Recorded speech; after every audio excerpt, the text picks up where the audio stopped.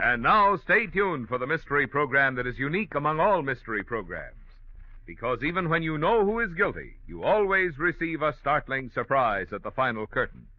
In the Signal Oil program, The Whistler, transcribed by the Signal Oil Company to enable the entire production staff of The Whistler to spend the Christmas weekend at home with their families.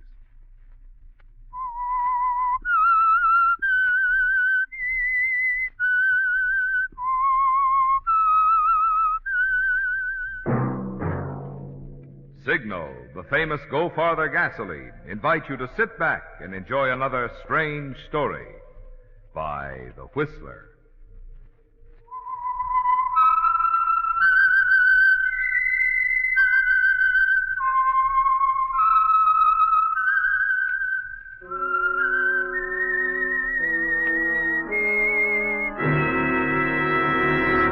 I am the Whistler.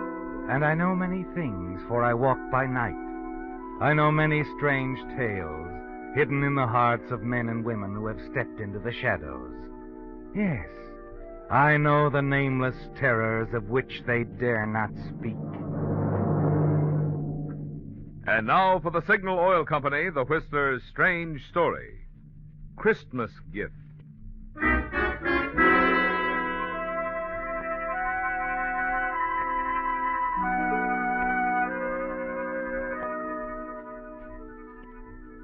Christmas was only a few hours away, and Mary Winston couldn't help but marvel that its spirit could reach down and touch a cheap nightclub like Pete's Cantina on the outskirts of Panama City.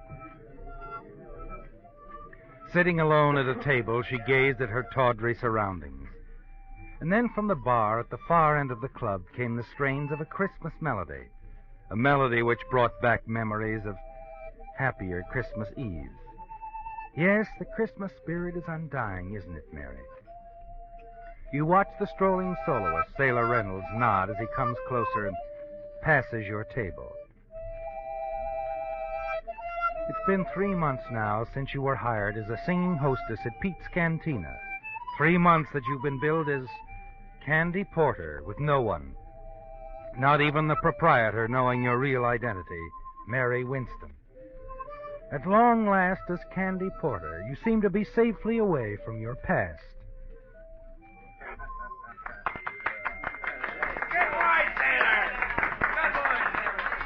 As the music ends, you look up, aware suddenly that Pete Gardinas, the rolling, heavy-set proprietor, is approaching your table. Candy! Look, there is an American gentleman just came in. He wants to buy you some champagne. Champagne, you hear? Please, I'm not in the mood tonight. Look, kid, this looks like a big spender. If he wants to buy champagne... All right. You turn and see the tall, heavy-set American approach, and suddenly you become tense. After a year of running away, you've learned to spot his kind in a moment, haven't you, Mary? You're certain he's a detective. And now you have to fight to remain calm as he approaches. Sit down, Mr. Fontaine. Sit down. Sure you don't mind, Miss Porter?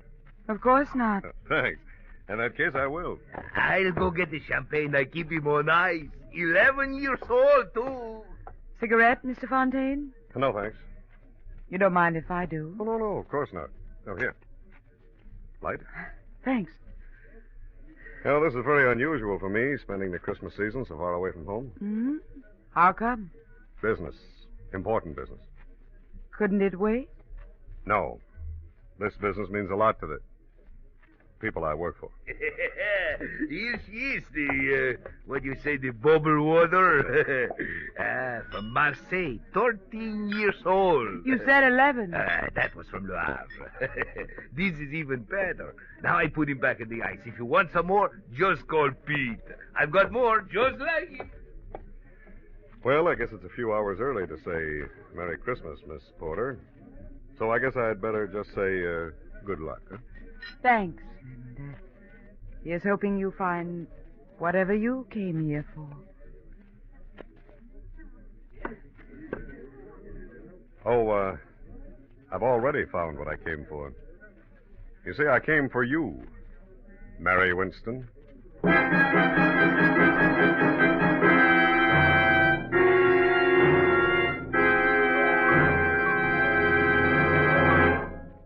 friends, to all of you who have opened your homes to the Whistler, not only throughout the year, but even tonight on this last busy weekend before Christmas, Signal Oil Company has asked me to express their sincere appreciation for this privilege and pleasure. And we of the cast want to add our thank you, too. During the 9 consecutive years that the Whistler has been broadcast by Signal Oil Company, many of us have celebrated Christmas with many of you a number of times. And believe me, we're mighty proud that you consider us a part of your entertainment family. Tonight, on behalf of Signal Oil Company and the independent signal dealers who serve you in the states of California, Oregon, Washington, Idaho, Nevada, Arizona, and Utah, I want to convey warmest season's greetings. May the many blessings of living in these United States of America enrich your holiday season and the new year.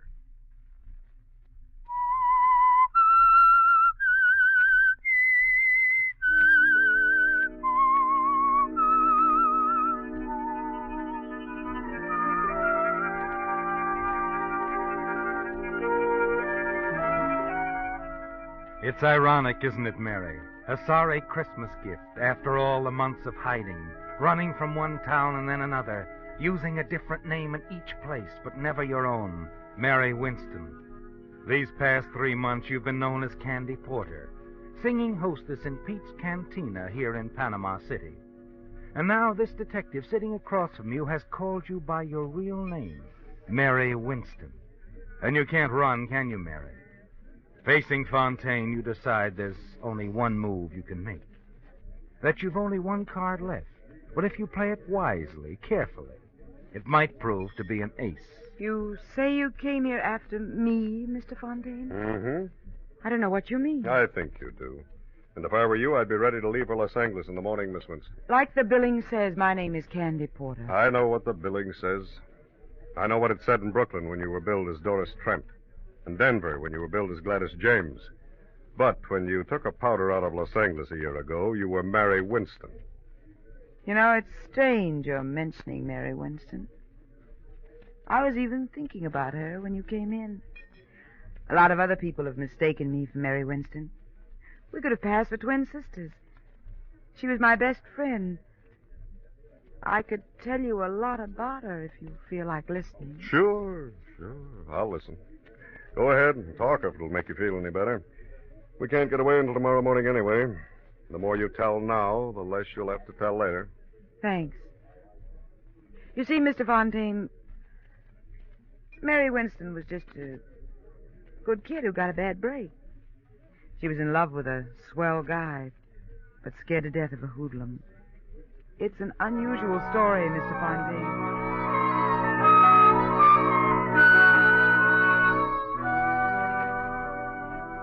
It was an unusual story, wasn't it, Mary? It began a year ago at a Christmas party given by your employers, the Southwestern Manufacturing Company, in the pink room of the swank Wilchester Hotel. And you were the hit of the evening. You sang 3 songs and went over big. Your friends from the office hadn't known of your talent, but they all agreed you were fine, and when the party was over, you were feeling good. So good you decided to drop into the hotel cocktail lounge, make a phone call or two, and have a nightcap by yourself before going home. When you finished your phoning, you walked to a vacant stool at the bar.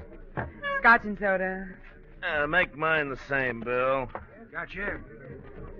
I heard you sing tonight. You were terrific. Thanks. What's the matter? Did he stand you up? Who? The guy you were just talking to on the phone. No. I guess he didn't stand you up. Didn't he? He's on his way here right now. Lucky guy. Here you are, folks. Take it out of here, Bill. $1.80 out of 10. Well, now, look here, Mr. Oh, take it easy. It's practically Christmas. What's the harm in my buying you one drink? Like I said, I liked your voice, Here's your Miss Winston. change. Thank you, Bill. You a detective or a mind reader? Oh, you mean your name? Mhm. It wasn't any trick to find that out.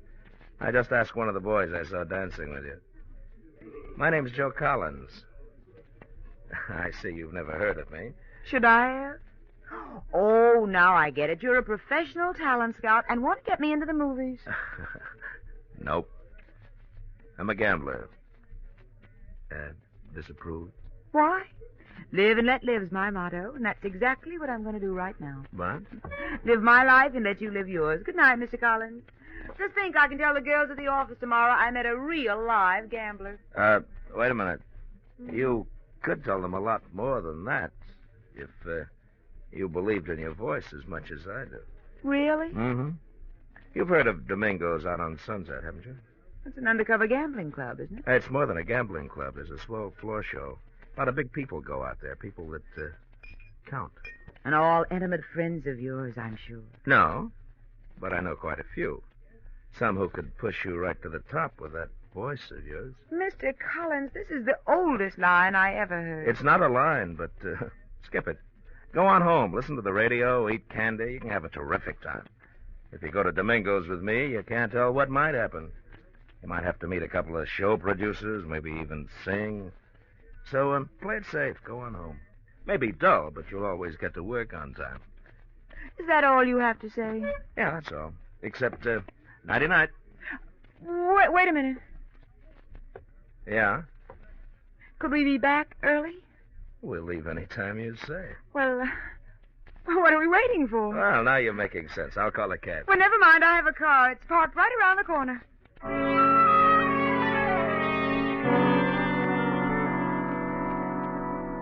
Joe Collins used just the right approach, didn't he, Mary? You realized you were being a fool. But as the hours passed, you told yourself your fears were groundless. Joe treated you with perfect courtesy, introduced you to several people, including the producer of the floor show. You even sang a number which was well received. Later, you watched the gambling for a while and then proceeded to the Silver Room to enjoy the second floor show. Afterwards, you had supper in the main dining room and watched the guests dancing. Joe. And then suddenly, you've had enough. Joe, do you mind if we leave now? I said we'd leave any time you said. What hit you, the music? I guess that's it. Another guy? Another guy. My fiancé, Dr. Frank Wilson. What happened to, Dr. Wilson? He's in Korea. Marines? No, Army doctor. It was his car we drove out here in. Oh, that's too bad. We could have had a lot of fun. Well, shall we go? Please.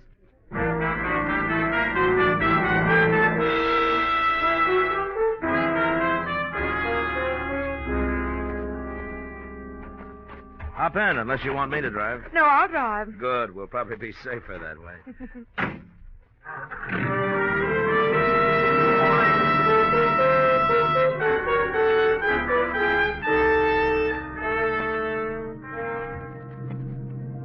As you drove toward your little apartment on Clinton Avenue, you were glad your reckless little adventure was nearing its end. Everything had been fine so far, but you couldn't throw off a feeling of uneasiness. For a few miles, Joe said little, and then he seemed preoccupied, and you were relieved when he finally broke his strange silence. Say, Mary, would you mind stopping for a minute at that drive-in? All of a sudden, I got an awful headache. Maybe I can get some aspirin there, huh? I doubt it, but we'll give it a try. You can keep the motor running while I'm gone, huh? I'll only be gone a few seconds. Okay.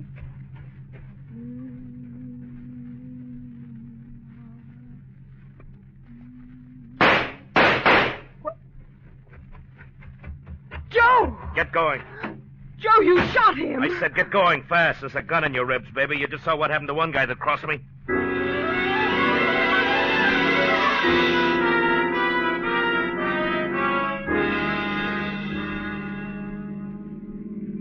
Did you kill him? I don't know. Oh, why was I such a fool? Turn right at the next corner. A car's been tailing us for the last 5 minutes. I'm glad. I hope it's a prowl car. It'll save me the trouble of phoning the police. I said turn.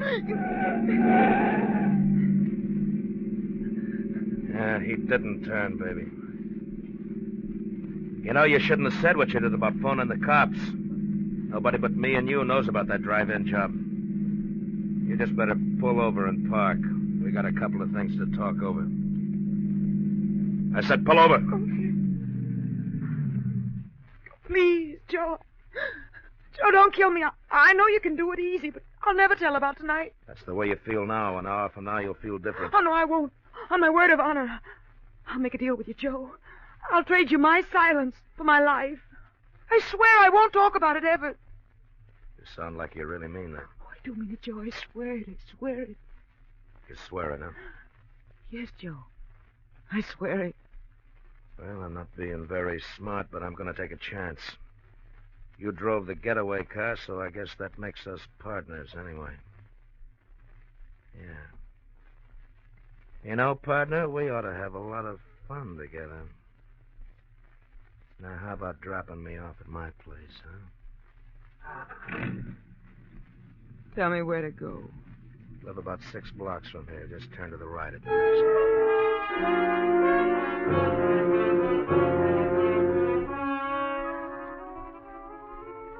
After you dropped Joe and reached your apartment, you were so weak you could hardly stand. You literally fell into bed. You tried to sleep, but sleep was impossible. Early the following morning, you heard the newsboy shoving the morning paper under your apartment door. You hurried across the room and looked at the front page. The headlines and stories sickened you. Drive-in manager shot in attempted holdup. Dies. Unidentified man and woman seen fleeing from scene of crime in dark green 49 model sedan. Pedestrian believes he can identify car. There it was, Mary. Your situation looked hopeless, didn't it? You felt you must keep your word to Joe Collins, but you knew you must never see him again. Only one avenue seemed open to you. You had to leave town and disappear. You dressed hurriedly, packed a few belongings, withdrew your savings from the bank, and by noon were on an eastbound plane for New York. You decided to take advantage of your voice and become a professional entertainer. The first few weeks you auditioned almost daily with negative results. But finally, after 3 months, you were singing at the Golden Lion, a prosperous little nightclub in Brooklyn, New York. After a shaky start, you became a featured performer under the name of Doris Trent. As the weeks went by, your work improved. You became sure of yourself. And one night you noticed Vern Shields, famous musical comedy producer, in the audience. His presence seemed to inspire you, and you went over better than ever. Afterwards, in your dressing room, you wondered what he thought of your voice. You were certain that your visitor was Vern Shields. Weren't you, Mary? Come in.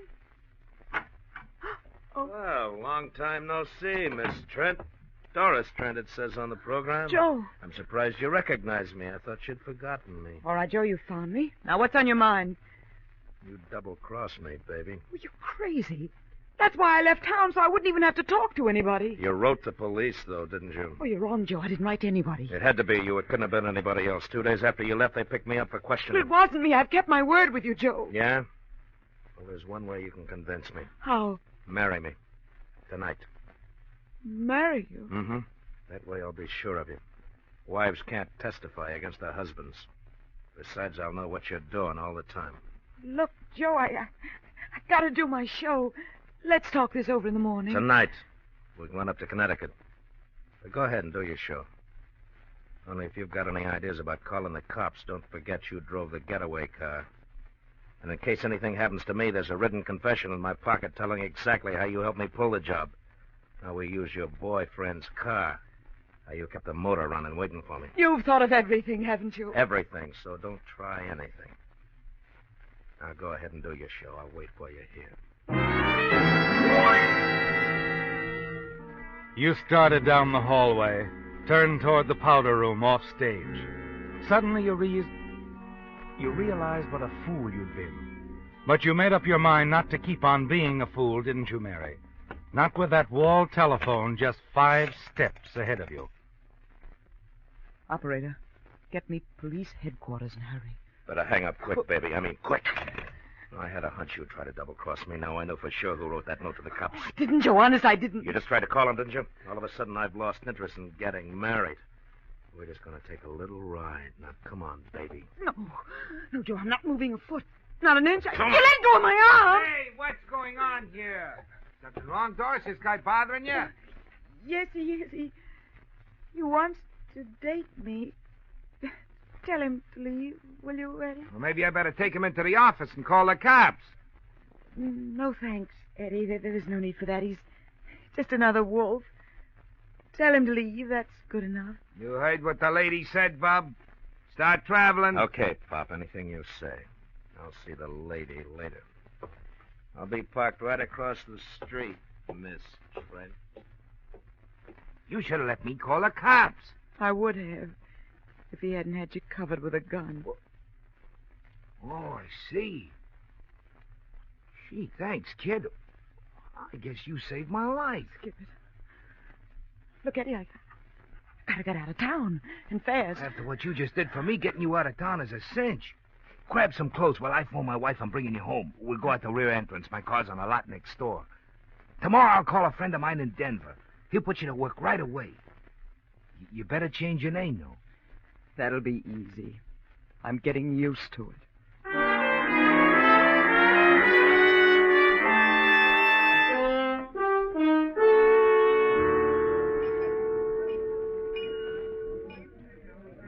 So, Mr. Fontaine, that's where I met Mary Winston. In Denver at the Hi-Hat Club, billed as Gladys James. She was there for quite a while, room with me. Then she left just like that one night, when a waiter told her some guy wanted to interview her for a magazine. She figured it was Joe Collins again.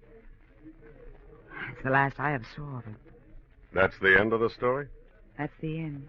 And Mary Winston told you all this? Well, we were close friends. I'll say you were. You don't believe me, do you? If you were in my position, would you believe a story like that? No, I don't suppose I would.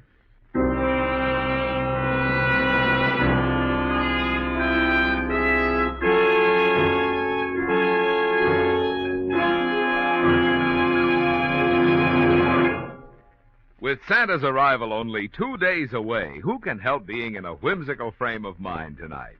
Whimsical about such things as how Santa can travel so far in one night. Well, maybe here's the answer. A child asked his father one day how St. Nick went so far on a sleigh. The wise father replied, he can take that long ride 'cause his reindeer drink signal, they say.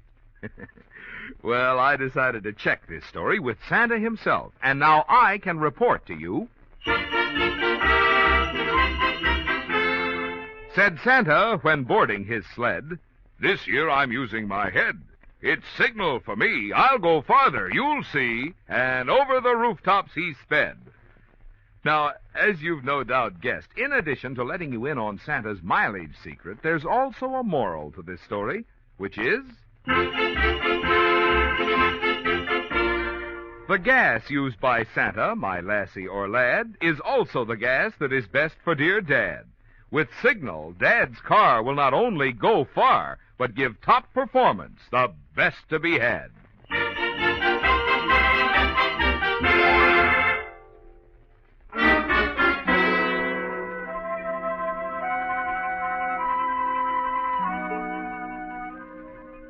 Well, Mary, it looks as though you've lost, doesn't it? That your show wasn't good enough. The man across the table, the detective you're certain has come to take you back to Los Angeles, to stand trial for a murder you had nothing to do with, doesn't believe you. You're certain, too, that the jury in Los Angeles won't believe you, not after you're running away, your phony names, your present surroundings. You're sure Joe Collins has been captured, that the authorities have read his confession, that he's trumped your last card, ruined forever your hopes of eventual reunion with the man you still love, Dr. Frank Wilson. Yes, Mary, it looks as though you've lost, but you're going to play the game through to the end anyhow. White Christmas. If Sailor Reynolds knew what that song did to you, the memories it brings back, he'd play something else, wouldn't he, Mary? As Fontaine gazes into space and drums his fingers silently on the table, you watch him closely, await his next words. How long did you say you'd been here? I didn't say, but I got here about 3 months ago. You like it here? No. That's what I figured. Hey, look, Miss... Cigarette, Mr. Fontaine? Yeah, thanks. Light? Mm-hmm.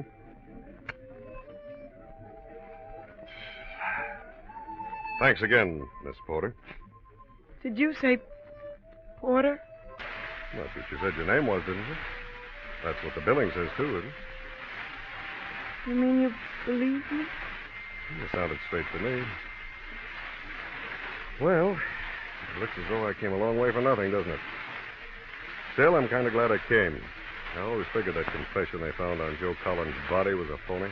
Joe Collins? Joe Collins dead? Yeah. The Brooklyn police got him one night about 5 months ago. A woman called the police from a little nightclub, the Golden Lion Club. She hung up before they answered the phone, but the Brooklyn boys decided to investigate anyway. One of them spotted Collins in a car parked across the street. He got trigger happy, and that was that. Joe Collins. Finished. Right. Well, Miss Porter, if you ever run into Mary Winston... I'll tell her all about the Christmas gift I got from a swell detective named Fontaine. No, I'm just a private detective, Miss Porter. But the police gave me the tip that you... Mary Winston might be working here. Oh, then they knew A man named Wilson hired me for the case. A Dr. Frank Wilson. Frankfurt? Mm-hmm.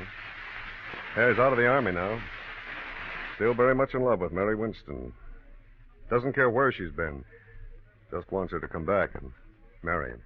He must be quite a guy. Yeah, he's okay. Now, incidentally, do you think you'll ever see Miss Winston again? Yes, I do. Well, do you think she might come back to Los Angeles sometime and clear things up with the police? Make the doctor happy? I'm sure she will. Someday. You see, a girl like Mary gets to feel a little soiled after working around joints like this. She'll probably want to spend a year or so in cleaner surroundings. Maybe out in the desert. Sort of freshening up before going home. Seeing anyone she cared about. Yeah. From what you said, I expect she would. Well, I might as well be getting along. Merry Christmas, Miss Porter. Happy New Year.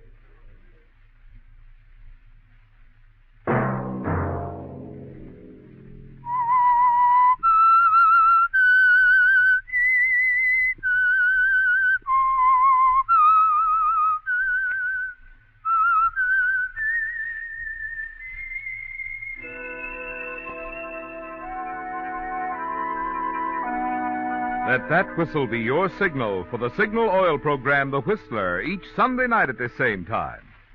Signal Oil Company has asked me to remind you, there's an easy way we can all help to make this holiday season happier for ourselves and others. Drive at sensible speeds, be courteous, and obey traffic regulations. It may save a life, possibly your own.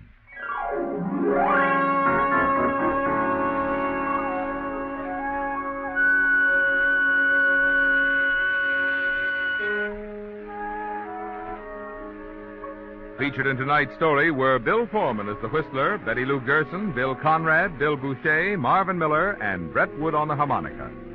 The Whistler was produced and directed by George W. Allen, with story by Ed Bloodworth, music by Wilbur Hatch, and was transcribed and transmitted overseas by the Armed Forces Radio Service. The Whistler was entirely fictional, and all characters portrayed on The Whistler are also fictional. Any similarity of names or resemblance to persons living or dead is purely coincidental. Remember to tune in at this same time next Sunday, when the Signal Oil Company will bring you another strange story by The Whistler. Marvin Miller speaking for the Signal Oil Company. Stay tuned now for Our Miss Brooks, starring Eve Arden, which follows immediately over most of these stations. This is the CBS Radio Network.